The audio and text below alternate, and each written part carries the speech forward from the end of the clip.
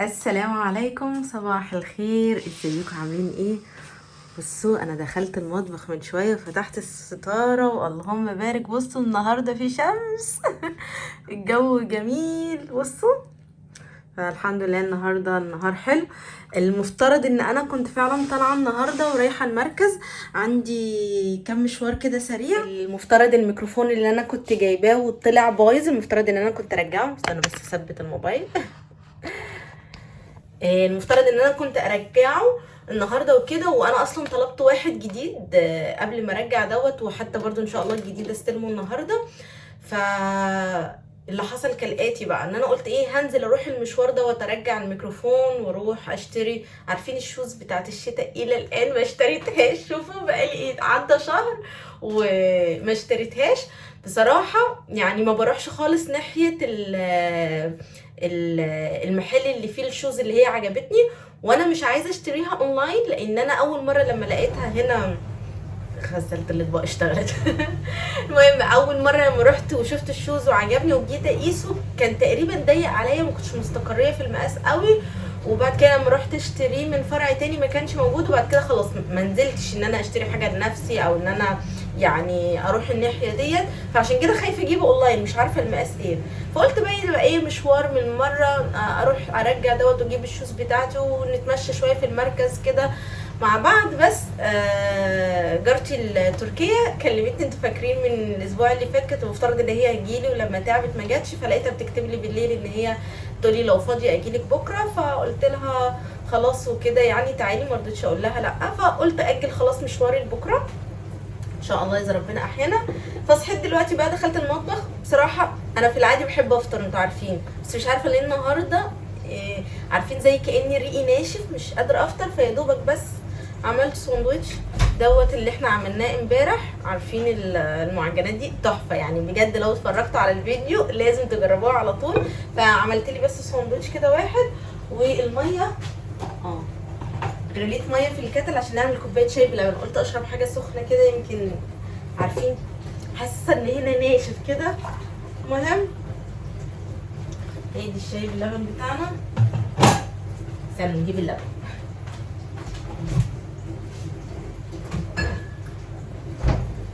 بقول لكم ايه نسيت. المهم ان انا قلت افطر حاجه كده خفيفه دلوقتي، مجرد بس ان انا ايه افوق، وفي نفس الوقت ريقي كده يجري شويه. وبعد كده اروح قايمه بقى رايحه السوبر ماركت، اخدكم برده كده معايا سريعا. كام حاجه ناقصاني، لازم بقى اعمل حاجه النهارده اضيف بيها جارتي. حاجه امبارح كلها خلصت من كتر ما هي كانت جميله، وكمان اديت جارتي التركيه اللي هنا ساكنه معايا في الدور، فالحاجه خلصت. فعشان كده هعمل النهارده حاجات جديده، بس بجد بقول لكم ده خطير خطير، لازم تجربوه. ف قررت المنيو في دماغي هيكون ايه، ناقصني بس شويه حاجه. هنعمل الحلو زي ما قلت لكم دايما، سفره الشاي يكون فيها صنف حلو، يكون فيها صنف سلطه، يكون فيها صنف معجنات. فانا اخترت الثلاث حاجات نعملهم مع بعض ان شاء الله. احنا نشرب كوبايه الشاي باللبن، ننزل السوبر ماركت علشان نيجي مع بعض المطبخ ونعمل وصفات النهارده. فخليكم معايا وما تنسوش تعملوا اللايك. بصوا احنا جينا بقى سوبر ماركت بيم. بصوا الجو، الشمس والدنيا جميله ازاي. يا رب بس نلاقي الحاجة اللي احنا عايزينها. عايزين بصل اخضر، مفيش بصل اخضر. عايزين جزر، مفيش جزر. خير خير، احنا عايزينها عشان السلطة. ناخد كام واحدة بس يكونوا حلوين، مش حلو البطاطس حتى. نشوف كده. عايزين نجيب كمان صدور فراخ، ان شاء الله يكون في اهي.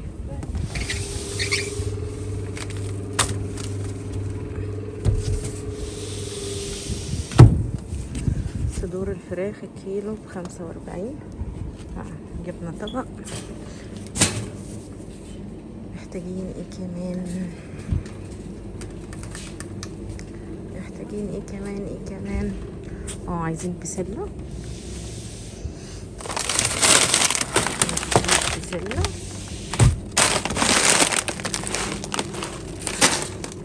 كمان نجيب لبن، حتى نجيب 2 لبن. مش عارفه اشيل. عامه بنبين ماركت كده، دي الحاجات اللي احنا عايزينها. انا جيت. بص انا جيت والحمد لله اشتريت الحاجه بتاعتي بسرعه، يعني اشتريت اهم حاجات اساسيه محتاجاها. فبص بقى، اهم من الشغل تظبيط الشغل. احنا دلوقتي لسه الساعه 12 الظهر، فقدامي وقت حلو. هما لو هيجوا على الساعه 5:30 على ميعاد رجوع الولاد من المدرسه. ف هنعمل ايه؟ انا اصلا ما الجلوزار ما وديتهاش النهارده الحضانه، فانا هكون مستنياهم هما ايه ابنها لما يجي من المدرسه. هنعمل ايه دلوقتي؟ انا رتبت في دماغي المنيو ايه زي ما قلت لكم، وهبدا بالتسلسل. الاول افضي الحاجه ديت، وبعد كده نبدا ايه، هقول لكم. افضي بس الحاجه دي وارجع لكم. بصوا بقى، يا رب تكونوا سامعيني عشان غسلت الاطباق لسه شغال. انا اول حاجه هبدا بيها هي الكيك، لان انا الكيك هعمل لها صوص شوكولاته، فالمفترض ان هي تقعد بالصوص دوت في التلاجة، يعني على الاقل مفترض قبلها بيوم. بس يعني انا شايفه ان لا، احنا لسه قدامنا وقت حلو، فهنبدا اول حاجه بيها هي الحلو. ويلا نعمل الكيكه.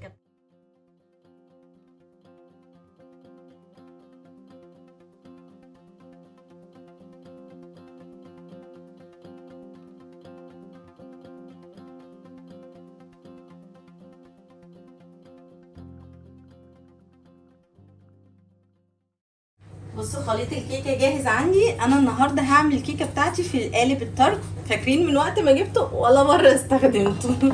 فقررت النهارده ان انا استخدمه. فهحط مقادير الكيكه بتاعتي، وطبعا مسخنه الفرن بتاعي. بصوا الكيكه اهي، الحمد لله. كنت فاكره ان القالب هيبقى كبير، فلا كويس. هدخلها الفرن ونعمل دلوقتي الصوص الشوكولاته بتاعها مع بعض. بصوا بقى، هنعمل كده صوص للكيكه بتاعتنا. هستخدم فيه عباره عن كريمه، تمام، اللي هي كريمه الطهي، بتبقى للحلويات والطهي. دي عبوه 200 مللي، وهحط عليها شوكولاته ساده تسيح معاها. هنزل بقى كده عبوه الكريمه كلها. شغل النار. الكريمه كانت عندي في التلاجة، عشان كده ماسكه نفسها. خليها بس كده تفك.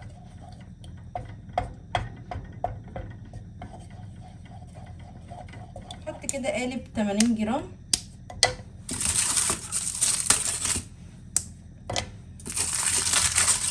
اي شوكولاته، دي شوكولاته ساده، عايزين تحطوا اللي هي شوكولاته بالحليب مفيش مشكله، اللي متوفر.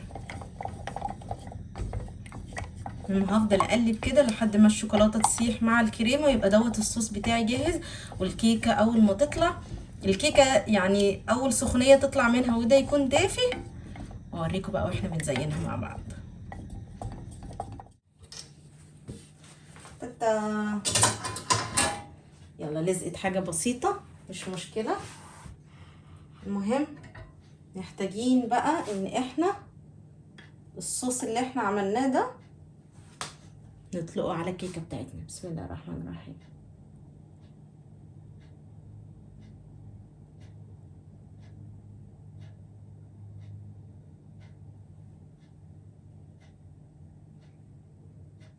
بصوا طبعا هي حلوه قوي لو تتزين بفاكهه وكده، بس انا ما عنديش، وفي السوبر ماركت ما كانش فيه يعني، او حتى فستق كده، يعني الوان تكسر الشوكولاته فما فيش. فقلت بصوا بقى ايه، دي شوكولاته عندي كده بالبندق، قلت احطها دلوقتي كده وهي لسه سخنه عشان تمسك. هي دي اللي هزين بيها كده. يعني التزيين ده بقى بتاعك، واللي متاح عندك، والحس الفني بتاعك. انتوا عارفين انا ضعيفة في موضوع التنسيق ده، بس على قد ما نقدر. نحط تاني ايه، نحط في النص واحدة، نحط في النص واحدة. ايه رأيكم؟ حلو شغال. المهم اسيبها كده تهدى شوية، تبقى تماما بدرجة حرارة الغرفة، وبعد كده هنشيلها في التلاجة. اللي انا استخدمتها علشان افضي الحوض بالنسبه لي اول باول، لاني محتاجه الحوض هغسل فيه خضار وفراخ، وعلشان زي ما قلت لكم الغساله شغاله فاقدر اشتغل في المطبخ براحتي. فاول باول كده المواعين اللي احنا نستخدمها نغسلها، نستثمر الوقت. زي ما اقول لكم يا جماعه، اهم من الشغل تظبيط الشغل. اخلص المواعين دي وارجع لكم.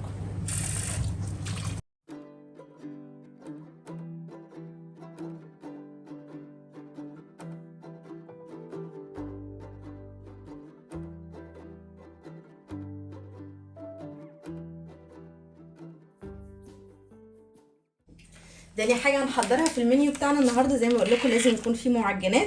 فانا عندي بصراحه باكيت جلاش. بصوا بقى، بقالي كتير عايزه اعمل بيها حاجه ومش عارفه ايه، اعمل حلو ولا حادق، فهو نصيبها النهارده ان احنا نستخدمها. وهعمل جلاش حادق، جلاش مصري بس بالخضار. وهنا انا حضرت عندي الخضار ده، فلفل احمر، فلفل اخضر، بشرت جبنه كشكوان، زيتون، وهقطع عليهم كمان بسطرمه، ويبقى هو دوت الحشو بتاعي. فالمهم احضر الصينيه بتاعتي، وانتوا طبعا الجلاش مفيش اسهل منه. لما نيجي برضو نسويه هوريكم انا بسويه ازاي. احضر بس الحاجه بتاعتي في الصينيه، وانا مش هسويه دلوقتي علشان طبعا عارفين الجلاش والحاجات دي يعني تتاكل طازه وتبقى سخنه حلوه. فانا قبل ما تبقى تيجي يا دوبك هحطه في الفرن، بس من دلوقتي هجهزه. بالمناسبه عايزه اقول لكم البسطرمه دي بسطرمه مصريه، سلام لاهل مصر. بصوا انا بحب البسطرمه بتاعت مصر جدا، فلما بكون في مصر وانا جايه بجيب. فمن كام يوم كنت بروق الفريزر، فلقيت ان انا لسه عندي بسطرمه بس. بصوا البسطرمه بتاعتنا بتبقى طريه وجميله. انا مزومه قوي كده ليه؟ بتبقى طريه وجميله. هنا البسطرمه بتاعت تركيا بتبقى ناشفه، مش طريه خالص زي بتاعتنا كده. انا بصراحه بحب. انا برضو مش عايزه اكتر قوي البسطرمه عشان حادقه وفي زيتون، على قد ما اقدر. وهقول لكم بقى انا بكسر برضو الحدقيه بتاعه الجلاش لما باجي اعمله جلاش بالخضار، لان كل حاجه محطوطه، زيتون، جبنه، بسطرمه، الحاجات دي بتبقى حادقه. هقول لكم هعمل ايه. هقطع بس كل حاجه كده مع بعض عشان اعملهم ميكس مع بعض ويبقى سهل عليا وانا بفرش الحشو في الجلاش. اخلص وارجع لكم.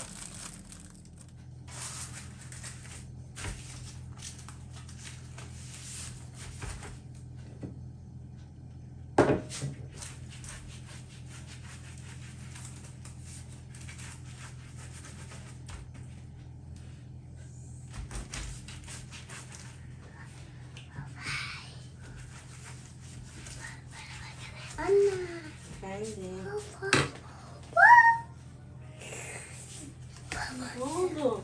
Niye geldiniz? Ne yapacağını merak.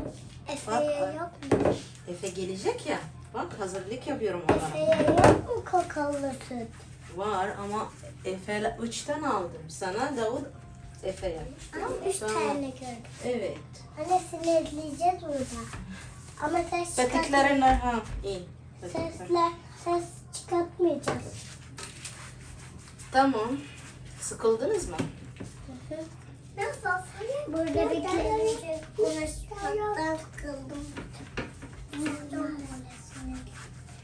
Merhaba arkadaşlar. Merhaba. Merhaba Yeliz Hanım. Baba anneye karar verdi. Karar vermişti. Gel. sus.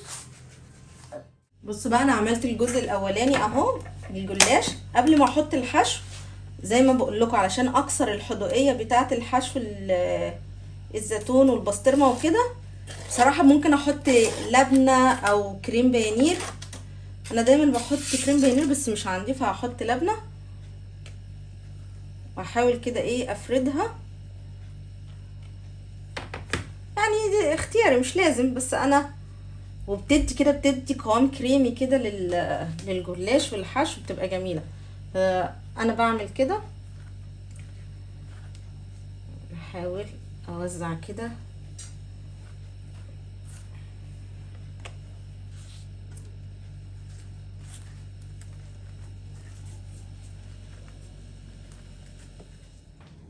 بص فردت كده اللبنه.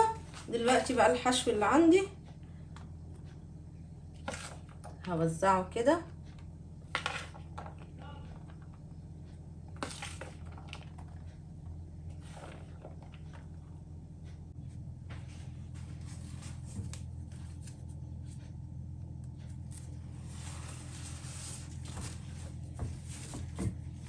بص عايزه اقول لكم هنا الجلاش في تركيا ارق بكتير بالجلاش بتاعنا اللي في مصر، عشان كده بحط منه طبقتين طبقتين.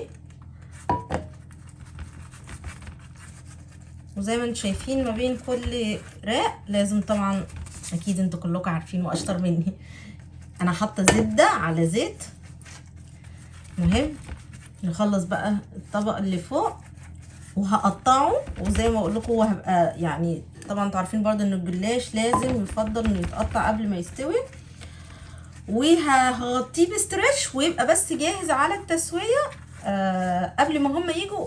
وقبل ما ادخله الفرن هقول لكم برضه التركايه اللي انا بعملها، يعني طريقه الجلاش المصري. بس اخلص الكميه وارجع لكم.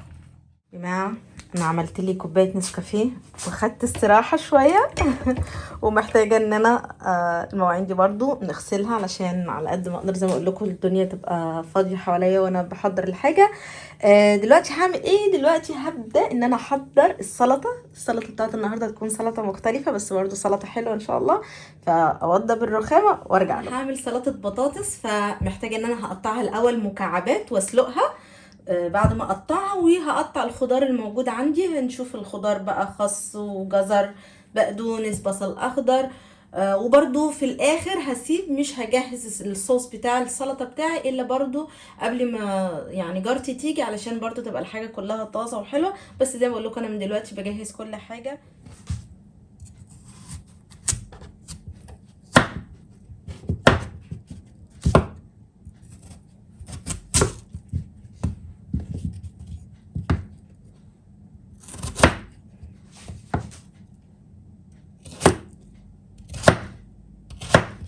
بصوا بقى هنسلق البطاطس. انا قطعتها بصراحه يعني مكعبات كبيره شويه عشان زي ما قلت لكم انا هسلقها متقطعه، فعلشان ما تتهريش هحط برضو الملح بتاعي من دلوقتي عشان تبقى متحيقه حلو.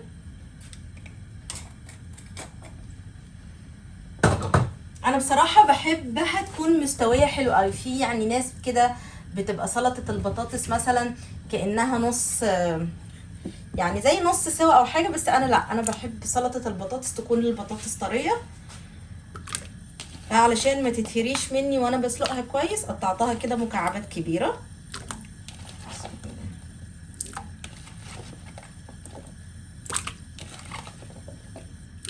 بصوا خلاص علشان الوقت قرب. دلوقتي هبدا ان انا اتبل السلطه بتاعتي. فده الخضار انا ما قلبتش خالص، نقلبهم كلهم مره واحده. البطاطس بتاعتي ما شاء الله استوت كويس. هنزل بقى بليمونه كامله، نعصر ليمونه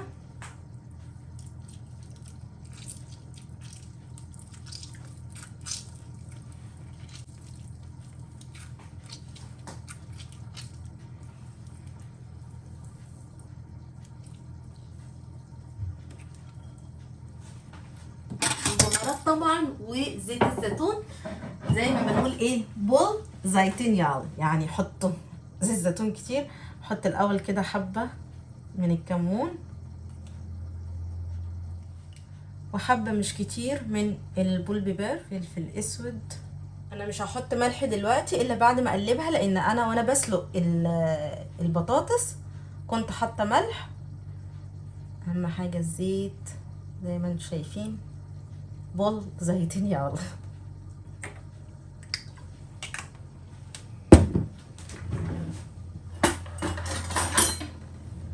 ونقلب بقى السلطه بتاعتنا.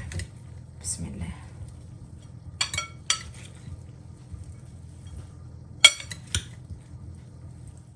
دلوقتي هدخل الجلاش بتاعي الفرن. فالاول هسقيه كده بصوص علشان يطرى.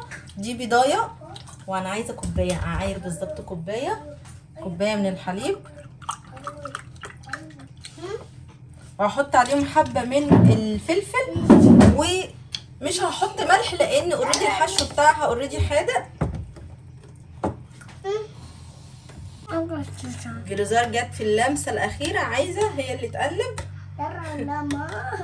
داود كمان. تمام داود انسرسه. هادي جال داود. هادي جال داود سرسه. نخليهم يعملوا بالدور عشان عندهم دلوقتي مارش. Bekle.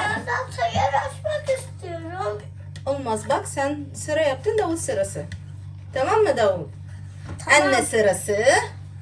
Doğru yana. Ben de yapmıştırdım. Sen de hemen daha verdi. Al az yap hadi. Ay çok. Bak. Yavaş. تمام. هادي تعرف بصمصة. المهم نقلب كويس قوي البيضة مع الحليب، بعد كده نحطها على الجلاش بتاعنا.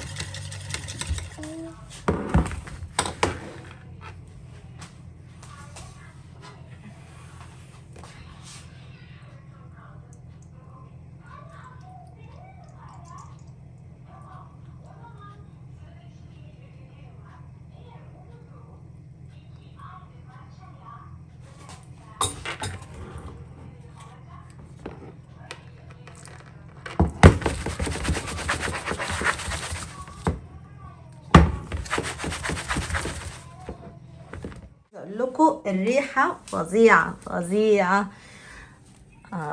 يمي يمي. بصوا فاضل حبه بيحمر خالص. وانا كمان عملت كده، قلت لان هي اولا احنا ما اتغديناش، وبعد كده هي ابنها كمان هيجي من المدرسه عليا على طول، فبص قلت الولاد علشان ياكلوا ده عملت كده رز بالفراخ والبسله، وقلت عشان الاكله دي كده ناشفه شويه فعملت جنبها سلطه الزبادي، قلت كده تبقى حلوه الولاد ياكلوا. ودي السلطه بتاعتنا، سلطه البطاطس. الكيكه بتاعتنا طلعتها بقى عشان تهدى، ومستنيه عندي الجلاش واحطه ونحط الشاي بتاعنا، وتبقى سفره الشاي بتاعتنا جاهزه. خلاص ان شاء الله كده نص ساعه ويوصلوا وبس. فقولي لي رايكم في التعليقات.